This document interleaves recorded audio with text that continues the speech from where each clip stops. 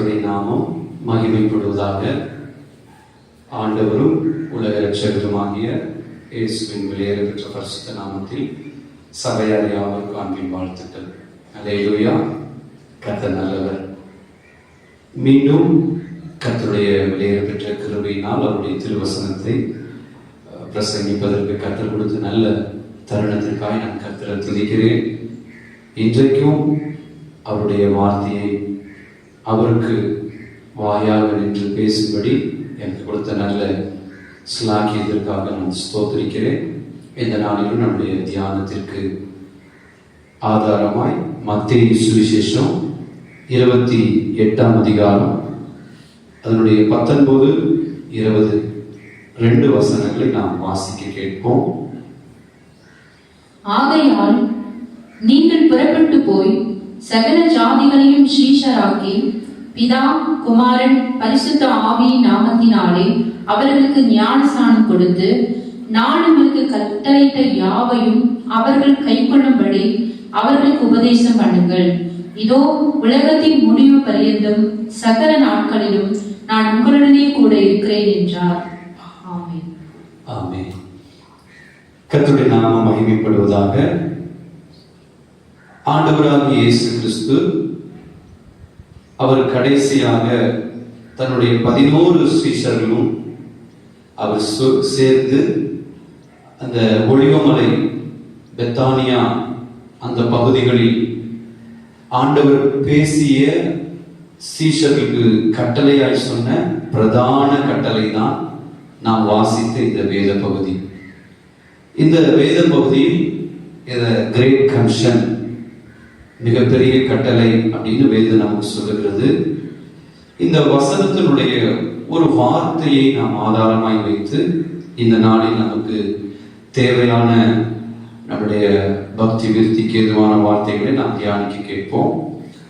ஆகையால் நீங்கள் புறப்பட்டு போய், ஆண்டவர் சொன்னார் 11 சீஷர்களையும் நிற்க வைத்து நீங்கள் என்ன செய்ய வேண்டும் அப்படிங்கிறத அவர்களுக்கு ஒரு விஷன் அண்ட் மிஷன், அவர்களுக்கு ஒரு தரிசனத்தையும் ஒரு ஊழியத்தையும் ஆண்டவர் அவர்களுக்கு காண்பித்து இதையெல்லாம் நீங்கள் செய்ய வேண்டும் என்பதை அவர்களுக்கு கட்டளையாக ஆண்டவர் போதித்தார்.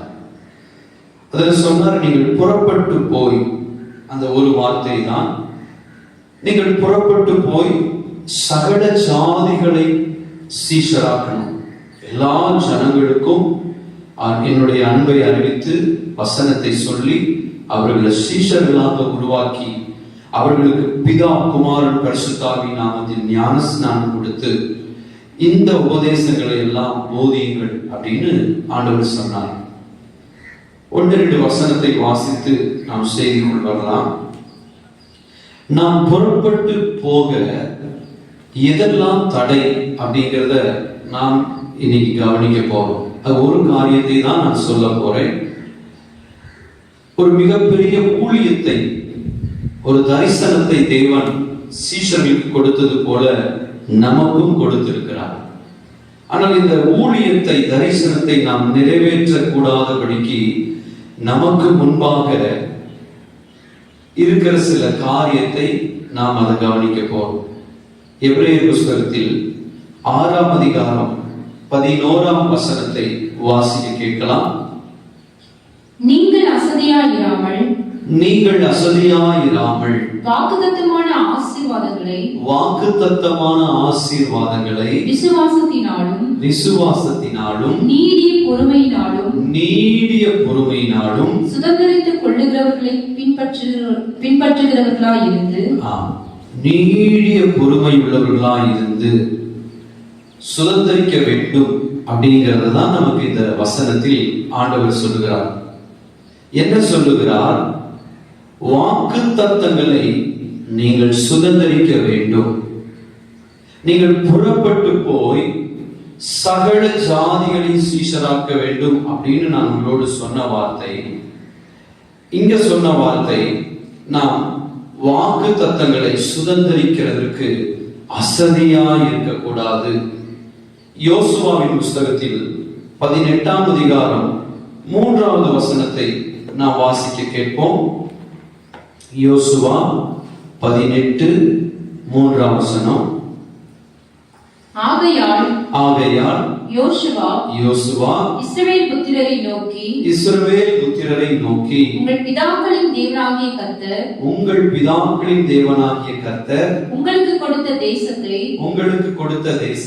சுதந்தரித்துக் கொள்ள போகிறதற்கு நீங்கள் எந்த மட்டும் அசதியாய் இருப்பீர்கள். இந்த வசனத்தை நாம் வாசித்தோம். எபிரேயர் 6:11, யோசுவா 18:3 வாக்குத்தத்தங்களை சுதந்தரிக்கிறதற்கு நீங்கள் அசதியாய் இருக்கக்கூடாது அப்படின்னு ஆண்டவர் எபிரேயர் நிருபத்திலும் யோசுவா புஸ்தகத்திலும் நமக்கு சொல்லி இருக்கிறதை நாம் கவனிக்க முடியும். வேத புஸ்தகத்தில் அநேக காரியங்களை நாம் சுதந்தரிக்க வேண்டும் அப்படிங்கிறதை ஆண்டவர் நமக்கு எழுதி கொடுத்திருக்கிறார். எபிரேயர் புஸ்தகத்துல 1-2 மேற்கோள் காட்டுறேன், அதை நீங்க வாசிக்க வேண்டாம், கவனிச்சா போதும். எபிரேயர் 1:14 நீங்க படிச்சீங்கன்னா ரட்சிப்பை சுதந்தரிக்க வேண்டும் அப்படின்னு படிக்கணும். எபிரேயர் 1:2 கிறிஸ்துவில் உள்ள அனைத்து ஆசீர்வாதங்களை சுதந்தரிக்க வேண்டும். எபிரேயர் 11:7 நீதியை சுதந்தரிக்க வேண்டும். எபிரேயர் 11:9 நமக்கு கொடுத்த வாக்கு தத்தங்களை நாம் சுதந்தரிக்க வேண்டும். யாக்கோபு 2:5 ராஜ்யத்தை நாம் சுதந்தரிக்க வேண்டும். 1 பேதுரு 3:7 கிருபையை நாம் சுதந்தரிக்க வேண்டும். தீத்துவின் புஸ்தகம் 3:6 படி நமக்கு தேவன் தருகிற நித்திய ஜீவனை சுதந்தரிக்க வேண்டும். அப்படியானால் வேத புஸ்தகத்தில நேக காரியங்களை நாம் சுதந்தரிக்க வேண்டும் என்று மறுபடியும் பரிசுத்த ஆவியானவர் நமக்கு எழுதி கோடிட்டதை நாம் கவனிக்க முடியும். ஆனால் இன்னைக்கு நான் சொல்ல வேண்டிய செய்தியின் தலைப்பை நான் உங்களுக்கு முன்பாக வைக்கிறேன். நாம் புறப்பட்டு போய் சுதந்தரிப்பதற்கு தடையா இருக்கிற ஒரே ஒரு தடையை நாம் தியானிக்க போகிறோம். நாம் புறப்பட்டு போய் சுதந்தரிக்க வேண்டும் என்பதுதான் தேவனுடைய சித்தம். தேவன் சபையை குறித்து நம்மை குறித்து என்ன சித்தம் கொள்கிறார் என்றால், நாம் புறப்பட்டு நாம் சகல தேசங்களிலும் போய் அவருடைய ஊழியத்தை செய்ய வேண்டும், அல்லது அவருடைய நாமத்தை பிரஸ்தாபப்படுத்த வேண்டும். அவர் நமக்கு தந்ததான மூல அஸ்திவார உபதேசங்களை உபதேசிக்க வேண்டும். அவருடைய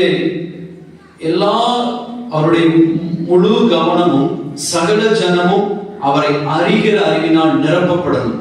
இதுதான் அவருடைய ஆசை. ஆனால் இன்னைக்கு நாம் புறப்பட்டு போகக்கூடாத அளவுக்கு சுதந்தரிக்கிறதற்கு, புறப்பட்டு போய் சுதந்தரிப்பதற்கு தடையா இருக்கிற ஒரு தடையை நான் உங்களுக்கு முன்பாக வைத்து அந்த தடையை ஜெயிக்கிறதற்கு என்ன தேவை என்பதையும் உங்களுக்கு முன்பாக வைக்க போகிறேன். யோசுவாவின் புஸ்தகம் 17ஆம் அதிகாரம் 14ஆம் வசனத்திலிருந்து 18ஆம் வசனம் வரைக்கும் ஒவ்வொரு வசனத்தையும் நாம் நிதானமாய் வாசிக்க கேட்போம். இதுதான் நமக்கு பிரசங்க தூது. யோசுவா 17ஆம் அதிகாரம் 14ஆம் வசனத்திலிருந்து வாசிக்க கேட்கலாம். யோசுவாவின் புத்திரர் யோசேப்பின் புத்திரர் யோசுவாவை நோக்கி கர்த்தர் எங்களை இதுவரைக்கும் ஆசீர்வதித்து வந்ததினால் நாங்கள் ஜனம் பெருத்தவர்களாய் இருக்கிறோம். நீர் எங்களுக்கு சுதந்திரமாக ஒரே வீதத்தையும் ஒரே பங்கையும் கொடுத்தது என்ன என்று கேட்டார்கள். சரி, முதல் வசனத்தை இதை கவனிப்போம்.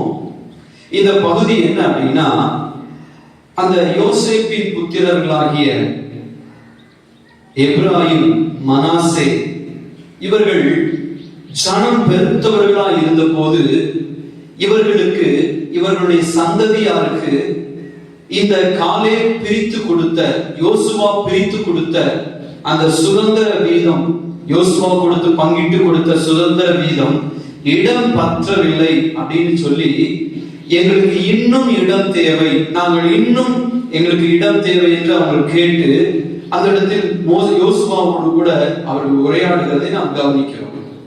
அந்த 16ஆம் வசனத்தை நீங்கள் யாவரும் கோடிட்டுக் கொள்ள நான் விரும்புகிறேன். அதுல ஒரு வார்த்தை யோசுவாவை நோக்கி யோசேப்பின் புத்திரர் சொன்ன வார்த்தை, கர்த்தர், சேர்ந்து வாசிக்கலாங்களா? கர்த்தர் எங்களை இதுவரைக்கும் ஆசீர்வதித்து வந்ததினால். இந்த பிரசங்கத்தை கேட்கிற, இந்த சத்தத்தை கேட்கிற ஒவ்வொரு தேவ ஜனத்திற்கும் எல்லா பயத்தோடு நான் சொல்கிறேன், கர்த்தர் இதுவரைக்கும் நம்மை அவர் ஆசீர்வதித்து வந்தார். இதுவரைக்கும் அந்த யோசேப்பின் புத்திரர்களுக்கு இருக்கிற நல்ல வெளிச்சம், நல்ல வெளிப்பாடு என்னவென்றால், எங்களை எகிப்து தேசத்தில் இருந்து கொண்டு வந்த தெய்வம், இந்த கானானுக்குள் கால் பதிக்க வைத்த இந்த ஆண்டவராகிய கர்த்தர், அவர் என்ன செய்தார்னா, எங்களை ஆசீர்வதித்து இதுவரைக்கும் ஆசீர்வதித்து வந்தார் அப்படிங்கிற ஒரு நல்ல அறிக்கையை அவர்கள் செய்கிறார்கள். இந்த மாதத்தில் இந்த செய்தியை கேட்கிற உங்களில் அநேகர், என்னில், என் குடும்பத்தார் நாம் அநேகர் சொல்ல முடியும், இதுவரைக்கும் கர்த்தர் நம்மை ஆசீர்வதித்து வந்தார், இதுவரைக்கும் கர்த்தர் நமது பிள்ளைகளை ஆசீர்வதித்து வந்தார், இதுவரைக்கும் கர்த்தர் நமது தொழில் ஸ்தலத்தை, வியாபாரத்தை, நம்முடைய கைகளின் பிரயாசத்தை அவர் ஆசீர்வதித்து வந்தார், இதுவரைக்கும் நாம் செய்கிற ஊழியர்களை கர்த்தர் ஆசீர்வதித்து வந்தார், இதுவரைக்கும் நாம் பிரயாசப்பட்ட சகல காரியத்தையும் அவர் ஆசீர்வதித்து வந்தார் என்பதை நாமும் அறிக்கை செய்ய வேண்டும். ஆமென். இந்த இடத்துல நாம் ஆசீர்வதிக்கப்படவில்லை என்று ஒருவரும் சொல்ல முடியாது. நமக்கே தெரியும் நாம் எப்படி, எந்த சூழ்நிலையில் இருந்து இன்னைக்கு எவ்வளவு மேன்மையான இடத்திற்கு வந்தோம் என்று நம்முடைய ஆத்துமாவுக்கு நன்கு தெரியும். நாமும் இந்த அறிக்கை செய்வோமானால் நம்முடைய ஆண்டவராகிய தேவனுடைய உள்ளம் சந்தோஷப்படும். ஆமென். 15ஆம் வசனத்தை வாசிக்க கேட்கலாம். அதற்கு யோசுவா, வாசிக்குமா? நீங்கள் சனம் பெருத்தவர்களாயும் இப்ராஹிம் மலைகள் உங்களுக்கு நெருக்கமாயும் இருந்தால் பெரிசியர், ரெபாயிமியர் குடியிருக்கிற காட்டு தேசத்துக்கு போய் உங்களுக்கு இடம் உண்டாக்கிக் கொள்ளுங்கள் என்றான். அதற்கு யோசேப்பின் புத்திரர், மலைகள் எங்களுக்கு போதாது, பள்ளத்தாக்கு நாட்டில் இருக்கிற பெத்செயானிலும் அதன் ஊர்களிலும் இஸ்ரேல் பள்ளத்தாக்கிலும் குடியிருக்கிற எல்லா கானானியரிடத்திலும் இரும்பு ரதங்கள் உண்டு என்றார்கள். இங்கே யோசுவா சொல்லுகிறார், நீங்கள் ஜனம் பெருத்தவர்களா இருக்கிறீர்கள் என்று நீங்களே சொன்னீங்க. அப்போ உங்களுக்கு இடம் வேணும் அப்படின்னா, இதோ உங்களுக்கு பெர்சியரும் ரெபாயிமியரும் குடியிருக்கிற காட்டு தேசம் உங்களுக்காக இருக்கிறது. ஏனென்றால் உங்களுடைய கூட்டத்திற்கு, உங்கள் ஜனத்தொகைக்கு இந்த இடம் பத்தாது, நான் கொடுத்த இந்த எல்லை போதாது என்றால், இதோ நீங்கள் பார்க்கிற தூரத்துல ஒரு மலை தேசம் காத்து கொண்டிருக்கிறது. நீங்கள் ஏறிட்டு கண்களை ஏறெடுத்து பார்த்தா நீங்க பார்க்கிற தொலைவில் ஒரு மலை நாடு இருக்கிறது. அந்த மலை நாடு முழுவதும் பெர்சியர் கைவசமும் ரெபாயிமியர் கைவசமும் இருக்குது. அது ஒரு பெரிய காடு. அந்த இடத்தை நீங்கள் சுதந்தரித்துக் கொள்ளுங்கள் அப்படின்னு சொல்லுகிறார். உடனே யோசேப்பின் புத்திரர்களாக இருக்கிற 2 கோத்திரத்தார், மனாசே, எப்ராஹிம், அந்த கூட்டத்தின் தலைவர் பிரபுக்கள் எல்லாம் சூழ்ந்து யோசுவா கிட்ட சொன்ன வார்த்தை என்ன சொன்னார்கள்? எல்லா கானானியரிடத்திலும் இருப்பு ரதங்கள் உண்டு அப்படின்னு சொல்றாங்க. என்ன சொன்னாங்கன்னா, யோசுவா, நீ எங்களுக்கு முன்பாக காண்பிக்கிற அந்த மலை நாடு எங்களுக்கு பிடிச்சிருக்குது, மலை தேசம் பார்க்க அருமையா இருக்குது, அங்க பெர்சியர் ரெபாயிமி இருந்தாலும் அது எங்களுக்கு பரவாயில்ல. ஆனால் அந்த இடத்தில் அவர்கள் எல்லா கானானியர் இடத்துல எல்லாரிடத்தில் இருப்பு ரதங்கள் இருக்குது. அதை கண்ட உடனே எங்களால் போய் சுதந்திரிக்க முடியவில்லை. அதை கண்ட உடனே எங்களை அறியாமல் எங்களுக்கு ஒரு பயம் வருகிறது. நாங்கள் போய் சுதந்திரிக்க எங்க உள்ளம் விரும்பினாலும், எங்க உள்ளம் விரும்புகிற அதே நேரத்தில் எங்களுக்கு ஒரு அச்சம் உண்டாகிறது. அவர்களுடைய இருப்பு ரதங்களை பார்த்து. நான் துவக்கத்தில் சொன்னேன், நீங்கள் புறப்பட்டு போய் அப்படின்னு ஒரு வார்த்தையை சொன்னேன். இந்த ஜாதி, இந்த ஜனம், இந்த கோத்திர பிதாக்கள் அவர்கள் போய் அந்த மலை தேசத்தை சுதந்திரிக்க புறப்பட்டு போய் அவர்கள் அந்த தேசத்தை சுதந்திரிக்க இவர்களுக்கு தடையாயிருந்த முதல் தடை இருப்பு ரதங்கள். ஏன் புறப்பட்டு போக முடியவில்லை? ஆண்டவருடைய வசனம், ஆண்டவரே சொன்னார் நீங்கள் புறப்பட்டு போய் என்று சொல்லி. இன்னைக்கு நாம் நம்முடைய ஜீவியத்துல இந்த கோத்திர பிதாக்களை போல கானானியருடைய இருப்பு ரதங்களை கண்களில் கண்டவர்களாய் நாம் புறப்பட்டு போய் சுதந்திரிக்கிறதற்கு மிகப்பெரிய அச்சத்தோடு கூட நாம் காணப்படுகிறோம். இந்த இடத்துல கானானியரிடத்தில் இருக்கிற இருப்பு ரதங்களை அவர்கள் கண்டார்கள். ஆனால் இவர்கள் கண்களுக்கு முன்பாக கர்த்தருடைய வார்த்தையை இருப்பதை அவர்கள் மறந்து போனார்கள். இதை பிரசங்கிக்கிற அடிமைக்கும் சேர்த்துதான் இந்த வார்த்தை. அநேக நேரங்களில் நாம் சுதந்திரிக்க தடையா இருக்கிறது. கர்த்தருடைய வார்த்தையை பார்க்க வேண்டிய கண்களால் கானானியருடைய இருப்பு ரதங்களை கண்டவுடனே நாம் சோர்ந்து போகிறோம். இந்த கானானியருடைய இருப்பு ரதங்களை அவர்கள் கண்டு 17வது வசனத்துல யோசுவா மறுபடியும் சொல்லுகிறார், படிங்க. யோசுவா யோசேப்பு வம்சத்தார் ஆகிய எப்பிராமியரையும் மனாசேயரையும் நோக்கி நீங்கள் சனம் பெருத்தவர்கள், உங்களுக்கு மகா பராக்கிரமமும் உண்டு. ஒரு பங்கு மாத்திரமல்ல மலை தேசம் உங்களுடையதாகும். அல்லேலூயா. 18வது வசனத்தை வாசிங்க. அது காடானபடியினாலே, இது வார்த்தை உங்களுக்கு தான். அது காடானபடியினாலே அதை வெட்டி திருத்துங்கள். அப்பொழுது அதன் கடையாந்திரம் மட்டும் உங்களுடையதாக இருக்கும். கானானியருக்கு இருப்பு ரதங்கள் இருந்தாலும், அவர்கள் பலத்தவர்களாய் இருந்தாலும் நீங்கள் அவர்களை துரத்தி விடுவீர்கள் என்றான். அல்லேலூயா.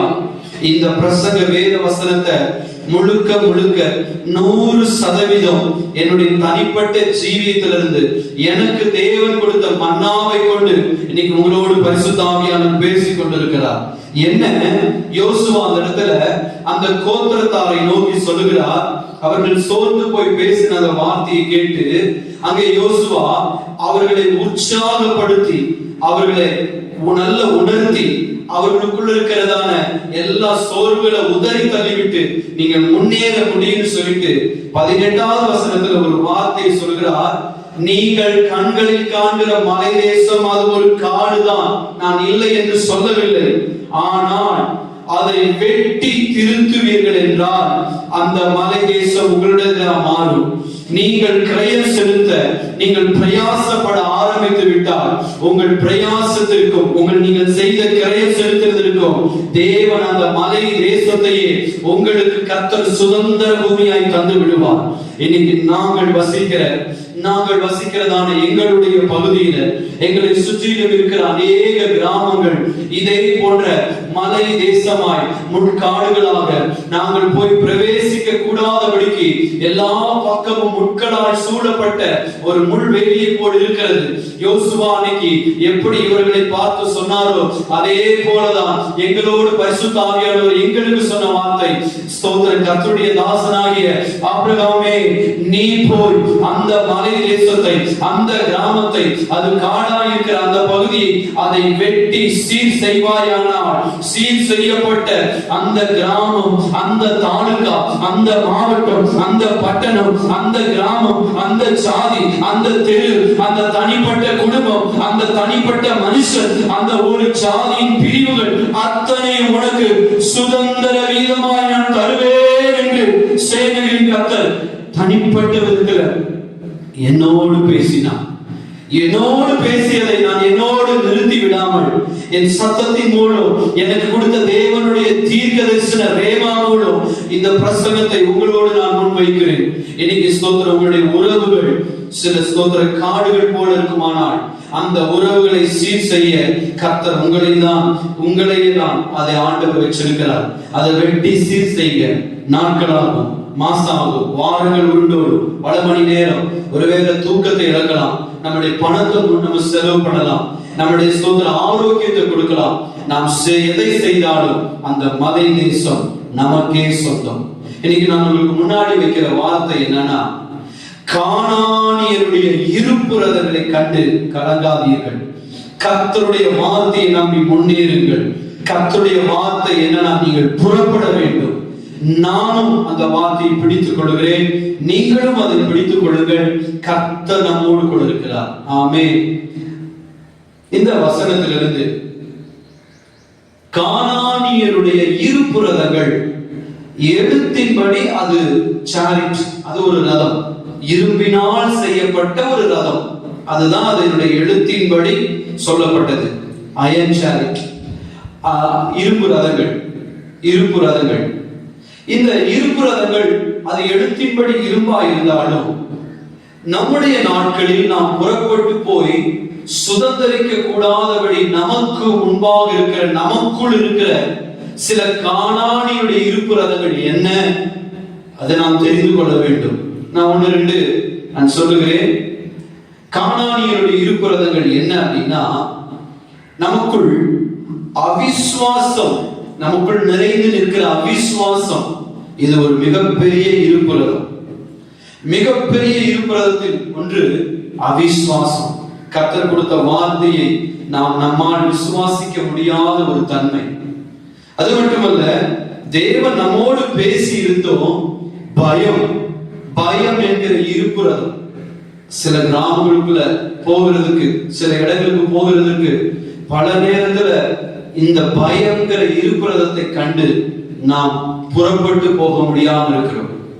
அது மட்டுமல்ல, அநேக எதிர்மறையான நெகட்டிவ் தாட்ஸ், எதிர்மறையான எண்ணங்கள், அது ஒரு இருப்பு ரதமா இருக்கிறது. நம்ம சுற்றிலும் காதுகள்ல கேட்கிற செய்திகள், அந்த ஊரா, அந்த பட்டணமா, அந்த இடமா, அது போக முடியாத இடம் சொல்லி அநேக நேரத்துல எதிர்மறையான தாட்ஸ், இது ஒரு இருப்பு ரதம். சில நேரத்துல தெளிவான ஒரு தரிசனம் கிடையாது. அவர்கள் சொன்னாங்க, இவங்க சொன்னாங்கன்னு சொல்லிட்டு ஒரு நிச்சயமற்ற, தெளிவற்ற ஒரு பார்வை, ஒரு தெளிவில்லாத ஒரு தரிசனம், இப்படிப்பட்ட ஒரு அனுபவம் நமக்குள் இருக்கிற இருப்பு ரதம் தான். சில நேரத்துல நம்முடைய மாம்ச சுய பலத்தை சார்ந்து கொள்வது, அது ஒரு இருப்பு ரதம். சில நேரங்களில் சூழ்நிலைகளை சார்ந்து, சூழ்நிலைகளை அண்டிக் கொண்டு நாம் சூழ்நிலைகளோடு பயணிப்பது, அது ஒரு இருப்பு ரதம். அது மட்டுமல்ல, எப்பொழுதும் அந்த ஊரா, அந்த நபரா, அந்த மனுஷனா, அவர்களை சொன்னவுடன் நமக்குள் ஏற்படுகிற குழப்பமாகிய இருப்பு ரதம், குழப்பம், கன்ஃபியூஸ், அதுவும் ஒரு இருப்பு ரதம் தான். இதை மாற்ற வேண்டும். இப்படி நிறைய இருப்பு ரதங்கள் நம்மை சுற்றிலும் ஓடிக்கொண்டிருக்கிறது.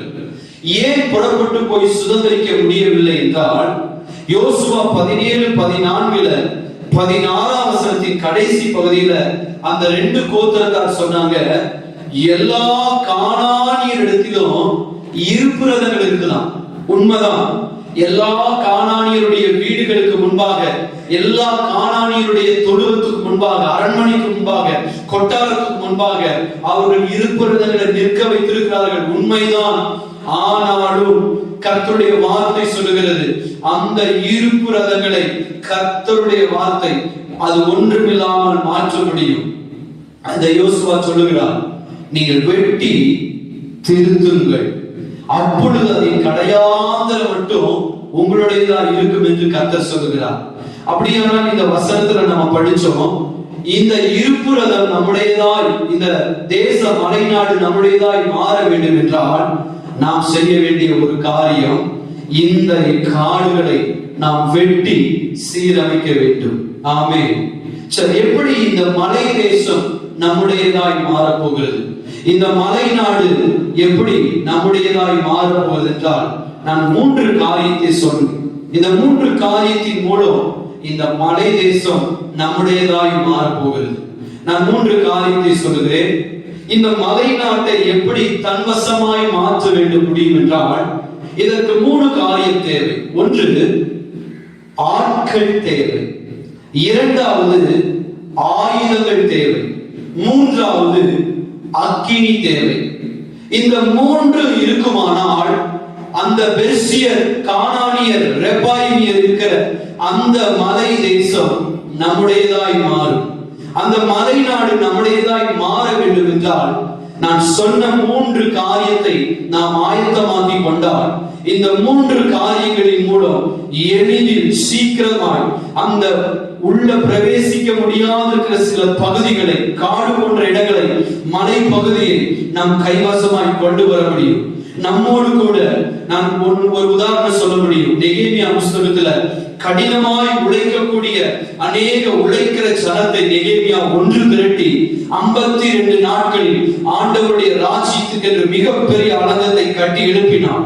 அப்படியானால் நம்மை சுற்றிலும் கடினமாய் உழைக்கக்கூடிய, கழுத்தை கூட ஜீவனை கொடுக்கக்கூடிய கடின உழைப்பாளிகள் ஆட்களை நாம் எழுப்பிவிட்டால், கர்த்தருடைய நாமத்தில் நான் சொல்லுகிறேன், அந்த தேசம் நம்முடையதாய் மாறும். அப்ப நமக்கு முதலாவது நமக்கு என்ன தேவை என்றால் ஆட்கள் தேவை. நல்ல விசுவாசம் உள்ள ஆட்கள் தேவை. கிரயம் கொடுத்து ஜெபிக்கக்கூடிய ஆட்கள் தேவை. எல்லாவற்றையும், எல்லா காரியத்தையும் ஆண்டவருக்காக, ஆண்டவருடைய ராஜ்யத்திற்காக, ஆண்டவருடைய சேவைக்காக அர்ப்பணிக்கக்கூடிய ஆட்கள் தேவை. எல்லா சுயம் தங்களுக்கென்று சேர்க்காதபடிக்கு கர்த்தருக்காக எதை வேணாலும் இழக்கக்கூடிய ஒரு தியாகசாலியான ஆட்கள் நமக்கு தேவை. ஹல்லேலூயா. உற்சாகமுள்ள ஆட்கள், நம்மளை கட்டி எழுப்பி நமக்கு தோள் கொடுக்கக்கூடிய, நம்முடைய சபைக்கு தூண்களை போன்ற ஆட்கள் தேவை. ஆண்டவருக்காக ஸ்தோத்திர செலவு பண்ணக்கூடிய ஆட்கள் தேவை. ஆமென். அப்ப முதலாவது உங்களுக்கு சொன்னேன், ஆட்கள் தேவை. இன்னைக்கு இந்த செய்தியை கேட்கிற நீங்க இருக்கிற இடத்துல, நீங்க ஆராதிக்கிற இடத்துல தேவன் உங்களை ஒரு தேவ ராஜ்யத்துக்கு அவருக்கு உகந்த வேலையாட்களாக வச்சிருக்கிறார். அநேக சோம்பேறிகளாய், அநேக நீங்க மத்தேயு சுவிசேஷத்துல பார்த்தீங்கன்னா அந்த இடத்துல போய் 10ஆம் மணி நேரம், 9ஆம் மணி நேரம், 6ஆம் மணி நேரம் சொல்லி ஒவ்வொரு மணி நேரம் ஆக அந்த இடத்துல ஆட்களை கூப்பிடும்போது எல்லாம் சும்மா இருக்காங்க. ஆனா 11ஆம் மணி நேரத்துல கொஞ்சம் ஆட்கள் வந்தாங்க. அவர்கள் வந்தவர்கள் சும்மா இல்ல, என்ன பலத்தை கொடுத்து கடைசி 1 மணி நேரம் என்ன செய்ய முடியுமோ அதை அவ்வளவு செஞ்சாங்க. இன்னைக்கு நான் உங்களோடு பேசுகிறேன். இந்த சபை, இந்த ஊழியர்கள், இது கர்த்தருடையது. உலகம் எங்க இருக்கிற எல்லா தேவ ராஜ்யத்தை கட்டி எழுப்புகிற விசுவாச குடும்பங்களுக்கும், ஊழியர்களுக்கும், மிஷனரிமார்களுக்கும் இந்த செய்தியை நான் முன்வைக்கிற வார்த்தை, நாம் 11ஆம் மணி வேளையில நாம் வந்து நிற்கிறோம். இது 11ஆம் மணி வேளை.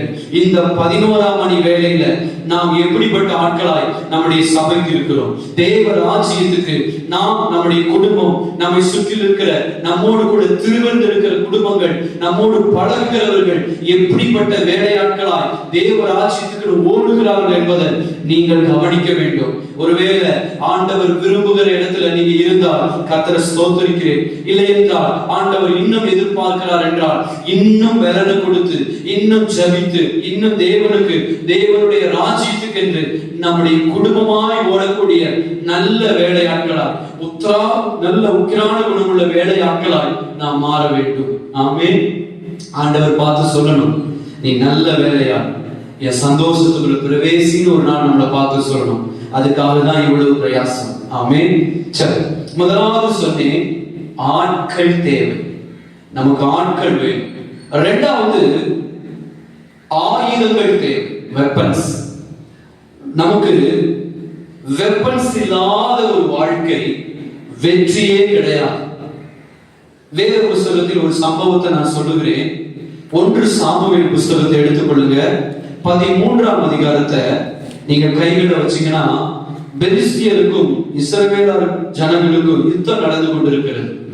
அப்போ சவுலும் யோனத்தானும் எல்லா இஸ்ரவேலர்களும் யுத்தத்துக்கு ஆயத்தமாகி கொண்டிருந்தார்கள்.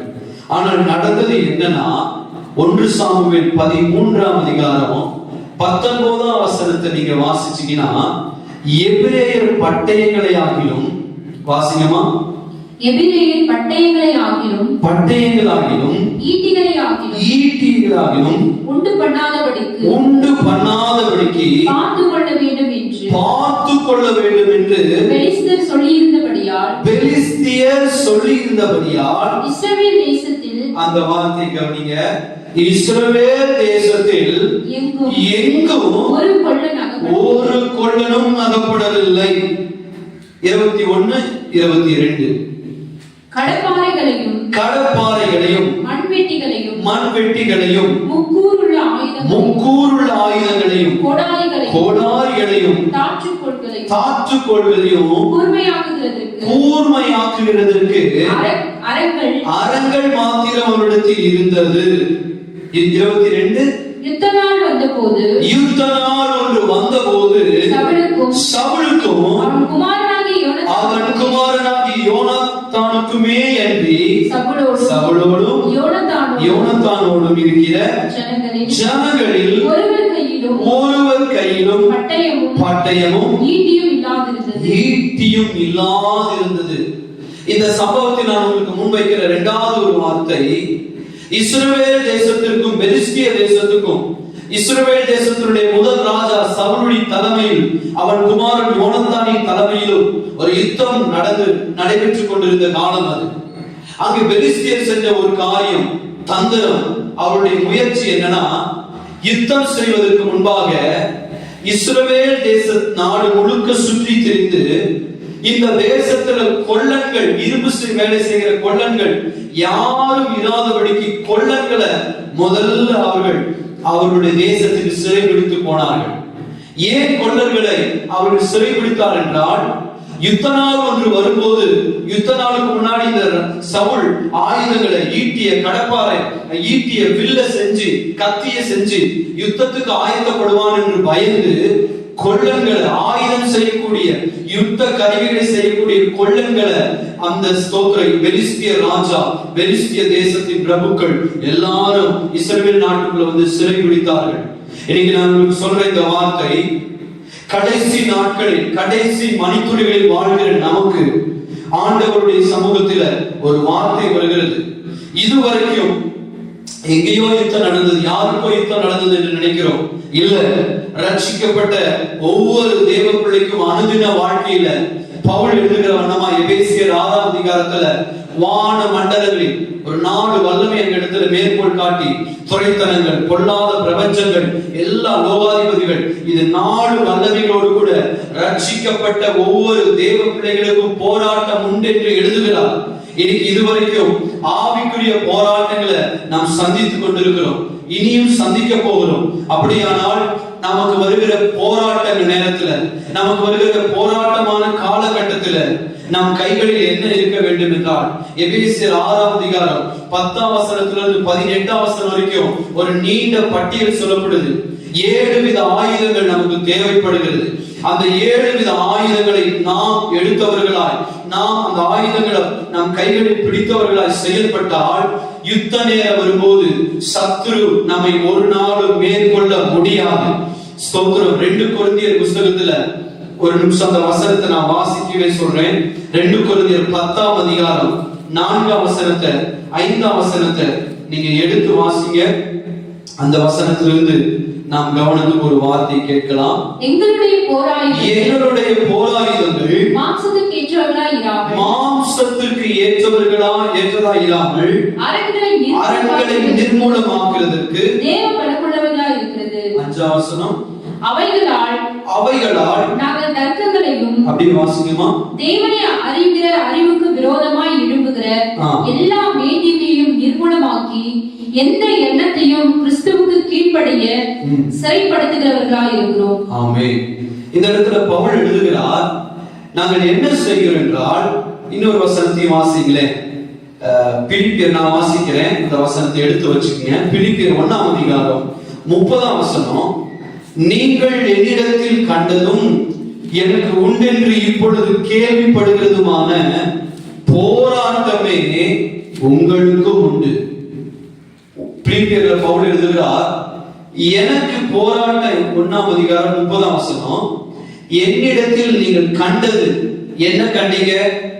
நான் போராடுகிறத கண்டீங்க, என்னை சுற்றிலும் போராட்டம் இருக்கிறத கண்டீங்க. எனக்கு இருக்கிற அதே போராட்டம் இப்ப யாருக்கு இருக்குதா? உங்களுக்கு உண்டு. அப்படியானால் நீங்க மறந்து போக கூடாது. போராட்டம் ஏதோ ஊழியக்காரங்களுக்கு, பரிசுத்தவான்களுக்கு, திறப்பின் வாசல்ல நின்று ஜெபிக்கிற ஜெப வீரர்களுக்கு, அவர்களுக்கு தான் போராட்டம் இல்ல. ரட்சிக்கப்பட்டு பாவத்திற்கு மெய் மனஸ்தாபப்பட்டு பரிசுத்தமாய் வாழ நினைக்கிற ஒவ்வொரு தேவ ஜனத்திற்கும், தேவ பிள்ளைக்கும் அனுதின வாழ்க்கையில தினந்தோறும் ஒரு ஆவிக்குரிய போராட்டம் நடக்கதான் செய்கிறது. இந்த வசனத்துல படிக்கிறோம். இந்த போராட்டங்களில் நாம் என்ன செய்யணும்னா, ஆண்டவர் பவுல் மூலம் சொன்னது போல ஆவிக்குரிய ஆயுதங்களை எபேசியர்ல படிச்சோமே, ஆகையால் அப்படின்னு சொல்லி தொடங்கி 13ல தொடங்குது. ஆகையால் தீங்கு நாளிலே அவைகளை நீங்கள் எதிர்க்கவும் சகலத்தையும் செய்து முடித்தவர்களால் நிற்கவும் 18 வரைக்கும் படிச்சிருக்கோமா? திராணி உள்ளவர்கள் ஆகும்படிக்கு தேவனுடைய சர்வாயுத வர்க்கத்தை எடுத்துக் கொள்ளுங்கள். சத்தியம் என்னும் கட்சியை உங்கள் அறையில் கட்டினவர்களாயும், நீதிய மார்க்கவசத்தை தரித்தவர்களாயும், சமாதானத்தின் சுவிசேஷத்துக்குரிய ஆயுத்தம் என்னும் பாதரட்சியை கால்களிலே தொடுத்தவர்களாயும், பொல்லாங்கனையும் அக்னி ஆஸ்திரங்களை எல்லாம் அவித்து போடத்தக்கதால் எல்லாவற்றுக்கும் மேலாக விசுவாசம் எனும் கேடகத்தை பிடித்துக் கொண்டவர்களாயும் இருங்கள். இரட்சணியம் எனும் தலை சிராவையும் தேவ வசனமாகிய ஆவியின் பட்டயத்தையும் எடுத்துக் கொள்ளுங்கள். எந்த சமயத்திலும் சகல விதமான வேண்டுதலோடும் விண்ணப்பத்தோடும் ஆவியினாலே ஜெபம் பண்ணி அதன் பொருட்டு மிகுந்த மன உறுதியோடும் சகல பரிசுத்தவான்களுக்காகவும் பண்ணும் வேண்டுதல்களோடும் பிடித்துக் கொண்டிருங்கள். ஆமென். இந்த வசனத்தை நீங்க படிச்சீங்கன்னா நான் சொல்ற 7 காரியம் இருக்கு. சத்தியம் என்னும் கச்சை தொடங்கி ஜெபம் அப்படிங்கிற வரைக்கும் 7 ஆயுதங்கள் இருக்கு. நீங்க பிறகு கோடிட்டு படிங்க. அப்படியானால் நான் 2வது சொன்னேன், மலை தேசம் நம்முடையதாய் மாற வேண்டும் என்றால் நமக்கு 2வது தேவை ஆயுதங்கள். 1 சாமுவேல்ல படிச்சோம், பெலிஸ்தியர் என்ன செஞ்சாங்கன்னா, இஸ்ரவேல் தேசத்துல ஒரு கொல்லன் இருக்கக்கூடாது, ஒரு ஆயுதம் செய்யறவர் இருக்கக்கூடாதுன்னு சொல்லி எல்லா இரும்பு வேலை செய்கிற கொல்லன்களை சிறைப்பிடித்து போனார்கள். இந்த கடைசி நாட்களில் ஒவ்வொரு ஆவிக்குரிய திருச்சபைகளிலும் இப்படிப்பட்ட ஒரு கூட்டத்தினரை சத்துரு சிறைபிடித்து வைத்திருக்கிறார். இன்னும் சில சபைகளில் ஊழியர்கள், சில ஊழியக்காரிகள், ஊழிய குடும்பங்கள், முக்கியமான சில விசுவாச பிள்ளைகளை இழந்து போகிறார்கள். ஏனென்றால் சபைக்குள் இருக்கிற சில விசுவாச குடும்பங்களை சத்துரு கவனித்துக் கொண்டே இருக்கிறான். ஏனென்றால் அந்த குடும்பம் ஆயுதங்களை ஏந்தி நிற்கிற ஒரு போராளியை போல அவன் கண்களில் தெரிகிறது. அதனால்தான் சில குடும்பங்கள், சில ஆயுதம் ஏந்திய குடும்பங்கள் சில சபைகளில் இழந்து போகிறார்கள். ஏனென்றால் அந்த குடும்பம் அந்த சபைக்குள் இருந்தால் யுத்த நேரம் வரும்போது இவர்கள் முழங்கால்களை முடக்கி அவர்கள் ஜெபித்து அந்த சபைக்காக ஜெபித்து சபையை பாதுகாப்பார் என்று சாத்தானுக்கு தெரிந்தே சில குடும்பங்கள் போராளியா இருக்கிற ஆயுதம் சுமக்கிற குடும்பங்களை அடிக்கடி சில வியாதிகளை கொடுத்து, வறுமையை கொடுத்து, பிரச்சனையை கொடுத்து, பாடுகளை கொடுத்து, சகிக்க கூடாத சில போராட்டங்களை கொடுத்து அவர்கள் விசுவாசத்தை, அவருடைய நம்பிக்கை உடைக்க பல முறை முயற்சிக்கிறார். அப்படியானால் 2வது, நாம் மலை தேசம் நமக்கு சொந்தமாய் மாற நமக்கு தேவை ஆயுதங்கள். நமக்கு தேவையான ஆயுதங்களை நாம் சேகரிக்க வேண்டிய காலத்துக்குள் இருக்கிறோம்.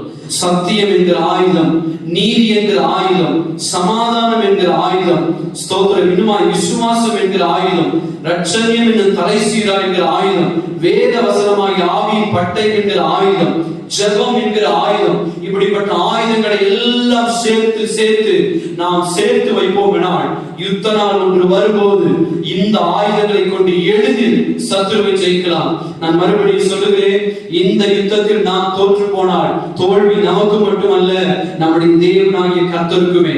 இன்றும் மறுபடியும் சொல்லுகிறேன், இந்த யுத்தத்தோடு முடிய போறதில்லை. இறுதியில வலு சர்ப்பத்தோடு, கள்ள தீர்க்கதரிசியோடு, அந்தி கிறிஸ்துவோடு கூட சபைக்கு, கைவிடப்பட்ட ஒரு யூத சபைக்கு ஒரு மிகப்பெரிய ஒரு யுத்தம் இருக்கிறது.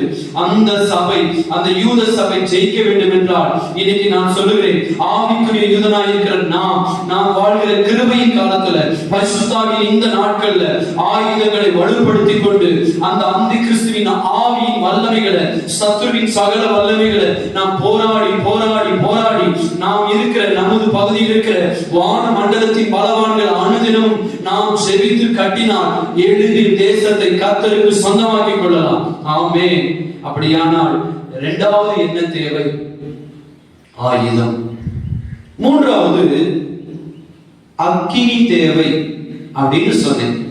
முதல்ல உங்களுக்கு சொன்னேன் ஆட்கள், இரண்டாவது ஆயுதம், மூன்றாவது அக்கினி. மூன்றாவது காரியத்தை சொல்லி நான் முடிக்கிறேன். ஆண்டவர் மூன்றாவது நமக்கு ஏன் மூன்றாவது இடத்துல அக்கினியை கொண்டு வருகிறேன் என்றால், அந்த மலை தேசம் போயாச்சு, மலை தேசத்துக்கு புறப்பட்டு போயாச்சு.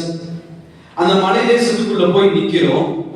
நாம் கண்கள்ல ஏறெடுத்து பார்க்கிற தூரம் வரைக்கும் பாத்தீங்கன்னா முள்ளு மரமா, முள்ளு காடா, முள்ளு தோப்பா, சுற்றிலும் நல்ல அடர்ந்த ஒரு காடுகள் இருக்கிறது.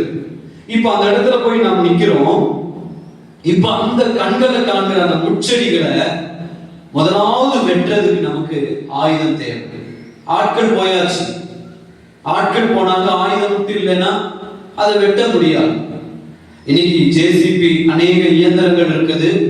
கொஞ்ச நேரத்துல அதனுடைய வேரோடு கூட அந்த மரத்தை வெட்டி வேரோடு தூக்கி எரிஞ்சிடும். ஆனா அந்த நாட்கள்ல நம்ம கையில இருக்கிற அருவாள், சில கோடாரியை வச்சுதான் மரத்தை வெட்டி பிளந்தோம். அப்ப ரெண்டாவது நமக்கு வெப்பன்ஸ் வேணும், வெட்டியாச்சு. இப்ப வெட்டி எல்லா மரத்தையும், கொடிகளையும், முள்ளையும் வெட்டின எல்லாவற்றையும் ஒரு இடத்துல போட்டு எரிக்கணும். எரிக்காத பட்சத்துல அந்த இடம் மறுபடியும் முள்ளுக்காடாமா வெட்டி அப்படியே விட்டுட்டீங்கன்னா அது மறுபடியும் அடுத்த மழை பெஞ்சவனே அப்படியே வளர்ந்து வர ஆரம்பிச்சிடும். அப்ப வெட்டி போட்டதை நாம் அக்கினியில எரிக்க வேண்டும். இன்னைக்கு அக்கினியில எரிக்காததுனாலதான் நாம் மறுபடியும் போய் சுதந்திரிக்க முடியாம இருக்கு. இந்த கடைசி நாட்களில் அது கிராமமோ, தீவோ, பட்டணமோ, மாகாணமோ, மலை பிரதேசமோ அல்லது தனிப்பட்ட ஒரு மனுஷனும் யாரா வேணா இருக்கலாம், ஒவ்வொரு காரியத்தையும், ஒவ்வொரு மனுஷனையும், ஒவ்வொருவரையும் சுதந்திரிக்க வேண்டும் என்றால் பரிசுத்த ஆவியானவர் இல்லாமல் எதையும் செய்ய முடியாது. பரிசுத்த ஆவியானவர் இல்லாமல் 1 மணி நேரம் பிரசங்கம் பண்ணினார், பரிசுத்த ஆவியானவர் இல்லாமல் 1 மணி நேரத்துக்கு மேல பாட துதி ஆராதனை நடத்தினாலும் அதில் ஒரு ஆத்துமாவையும் ஆண்டவருடைய ரட்சிப்புக்கு நேராக நடத்த முடியாது.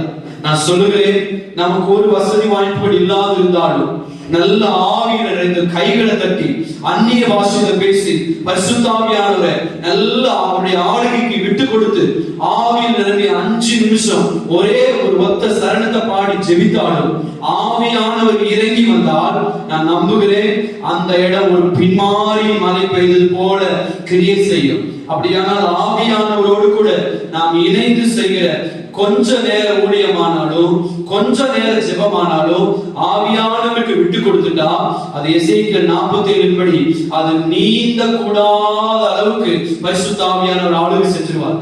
எதிர்பார்க்காத ரிசல்ட், எதிர்பார்க்காத ஜெயம், எதிர்பார்க்காத மேன்மை, எதிர்பார்க்காத உயர்வுகளுக்கு இந்த ஆவியானவர் நடத்தி சொல்லுவார். அதற்கு தேவை பெந்தேகோஸ்து நாளில் இறங்கின அதே பரிசுத்த ஆவி அக்கினி இந்த கடைசி நாட்களில் நம்முடைய வீட்டுக்குள்ள அந்த ஆவியானவருடைய அக்கினி இறங்கி நம்மோடு கூட கடந்து வரணும். இந்த நாட்கள்ல அநேக சபைகளில், பெந்தேகோஸ்தே என்ற சபைகளில் மார்த்தட்டி சொல்கிற நம்முடைய சில சபைகளில் கூட சில நேரத்துல விசுவாசிகள் தனிப்பட்ட விதத்தில் அவர்கிட்ட போய் வெளியே நின்று இன்னைக்கு ஆவியானவருடைய வார்த்தையை கேட்டீங்களா, ஆவியானவர் இடைப்பட்டாரா, ஆவியானவருடைய பிரசன்னத்தை உணர்ந்தீங்களான்னு கேட்டா அவர்கள் சொல்றாங்க, இல்ல எங்களுடைய ஸ்தோத்திர சரீர பசியும் போல ஆத்தும பசியும் போல நாங்கள் பசியோடு வந்து பட்டினியோடு திரும்புகிறோம் என்று இன்னைக்கு சொல்லுகிறேன். ஊழியக்காரனாய் எண்ணில் அபிஷேகம் இல்லாமல் இந்த பலிபீடத்தை நான் கால் மிதிக்கும் போது நான் அபிஷேகத்தோடு மிதிச்சு விட்டேனா, சபை ஜனங்கள் படிக்கட்டு விட்டு கீழே இறங்கி போகும்போது அவர்கள் விடுதலையோடு கூட இறங்கி போவார்கள். அப்ப அபிஷேகத்தோடு நான் பலிபீடத்தை ஏறுவானால் படிக்கட்டை விட்டு இறங்குகிற விசுவாசிகள் அவர்கள் விடுதலையோடு ஜெயத்தோடு அவர்களுக்கு தேவையான தூது மன்னா கிடைத்து அவர்கள் மகிழ்ச்சியோடு கூட அவர்கள் வந்த வழியில் சந்தோஷமாய் திரும்பி போவார்கள். ஆமென். அதற்கு தேவையானது பரிசுத்த ஆவியானவருடைய அக்கினியே. இந்த நாட்கள் ஆவியானவருக்கு இடம் கொடுப்போம். நான் நன்றி சொல்ல முடியும். அநேக ரோமன் கத்தோலிக்க சபை பாதர் அநேக ஆவியானவருக்கு இன்னைக்கு முக்கியத்துவம் கொடுக்க பழகிவிட்டார்கள். அநேக சிஎஸ்ஐ திருச்சபை ஐயர்மார்கள் ஆவியானவருக்கு முதன்மையாய் முக்கியத்துவங்கள் கொடுத்து பரிசுத்த ஆவியானவருக்கு அதிக நேரம் கொடுத்து சபைகளில் பல ஜபங்கள் எடுக்கிறார்கள். ஆனால் ஆவிக்குரிய சபைகளில், நம்முடைய சில சபைகளில் ஆவியானவருக்கு அதை விட அதிகமாக இடம் கொடுக்க சில நேரங்களில் தவறுகிறோம். சுயத்துக்கும் சில போலியான காரியத்துக்கும் இதெல்லாம் நாம் மாறணும். நாம் இடம் கொடுக்க வேண்டியது ஆவியானவருக்கு. அப்ப மூன்றாவது, அக்கினி இருக்குமானால் மலை தேசம் நமக்கு. ஆமென், அல்லேலூயா. இந்த செய்தியை நான் நிறுத்துகிறேன். 3 காரியத்தை சொன்னேன். யோசுவாவின் புஸ்தகம் 17ஆம் அதிகாரம் 14 இருந்து நம்ம படிக்க கேட்டோம். கடைசி 18ஆம் வசனத்தை மட்டும் ஒரு முறை நம்ம வாசிச்சு முடிக்கலாங்களா? யோசுவா 17:18 வாசிங்கம்மா. அது காடானபடியினாலே அதை வெட்டி திருத்துங்கள். அப்பொழுது அதன் கடையாந்தரம் மட்டும் உங்களுடையதாக இருக்கும். அது கடையாந்தரம் மட்டும் உங்களுடையதாக இருக்கும். ஆமென். இந்த நாட்களில் சொல்கிறேன், கடையாந்தரம் வரைக்கும் நம்முடையதாய் மாற வேண்டும் என்றால் கானானியருடைய இருப்புரதங்களை கவனிக்காதீர்கள். கர்த்தருடைய வார்த்தையை நம்பி முன்னேறி செல்லுங்கள். இந்த கர்த்தருடைய வார்த்தையானது நம்மை ஒரு நாளும் வெறுமையாய் புலம்பல் பாட அனுமதிக்காது.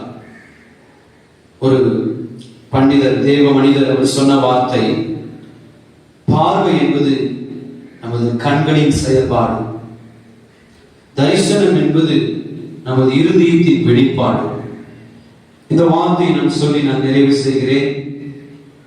நமது மாம்ச கண்களில் கண்டு கானானியருடைய இருப்புரதங்களை கண்டு கலங்கி பயந்து நாம் முடங்கி கிடந்ததுக்கு பதிலாக ஸ்தோத்திரம், நமக்கு ஒரு தெளிவான ஒரு விஷன் இது இருக்கிறது.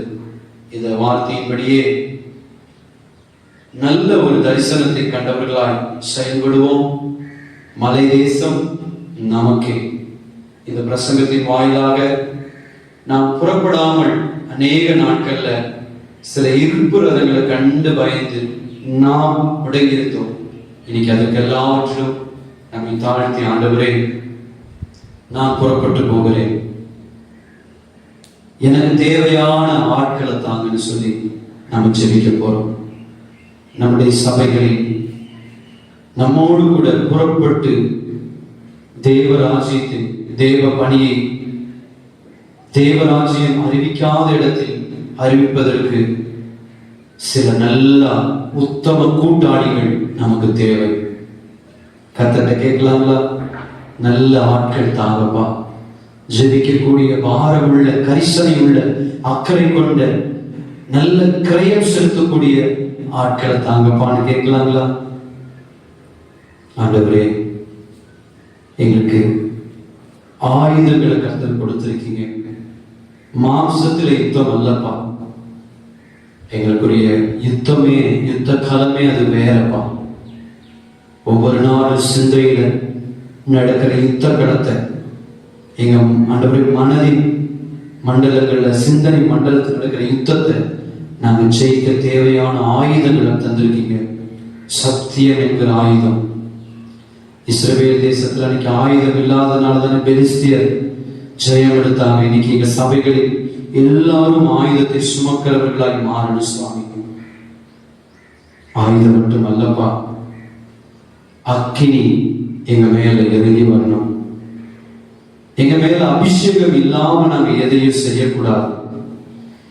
இந்த ஊழிய காரியத்தை செய்ய அபிஷேகம் இல்லாம நாங்க எந்த ஒரு காரியத்தையும் செய்யக்கூடாது. எங்க சபைகள்ல நாங்க எங்க ஆலயத்தை கூட்டவும் ஒரு அபிஷேகம் வேணும். ஆலயத்தை பந்தி விசாரிக்க பரிமாற ஒரு அபிஷேகம் தேவை.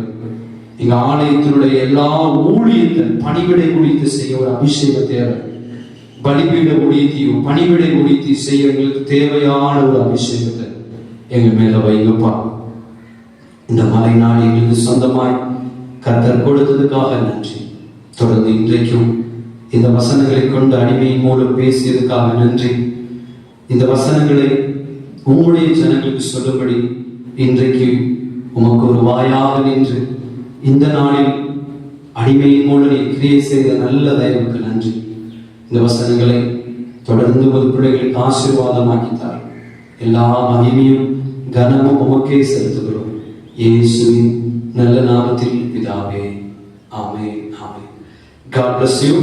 கர்த்தருடைய கிருபை நம்மோடு கூட இருப்பதாக. ஆமென்.